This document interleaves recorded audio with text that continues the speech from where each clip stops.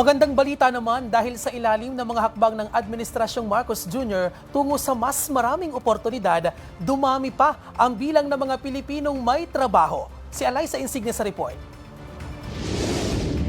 Tumaas ng hanggang 95.3% ang bilang ng mga Pilipinong may trabaho base sa datos ng Philippine Statistics Authority noong April 2026. Ibig sabihin, aabot na sa 49 million ng mga Pilipino na ang nagtatrabaho o nagdenegosyo.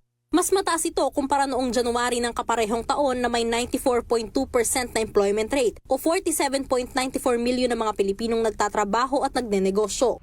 Ayon sa PSA, isa sa mga dahilan ng pagtaas ng employment rate ay ang pagkakaroon ng trabaho ng mga nasa edad 15 to 24. Maganda kasi nakita natin yung ating 15 to 24, medyo marami sa kanila ang nasama dun sa employed, so may bawas tayo na 315,000 sa 15 to 24.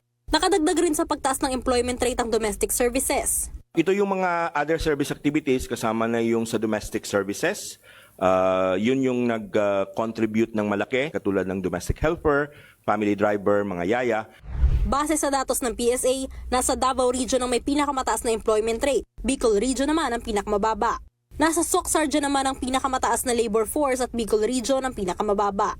Ayon sa Department of Labor and Employment, mahalaga na magkaroon ng maayos na ugnayan ng education at employment sector para mas tumaas pa ang bilang ng mga Pilipinong nagtatrabaho o nagdenegosyo.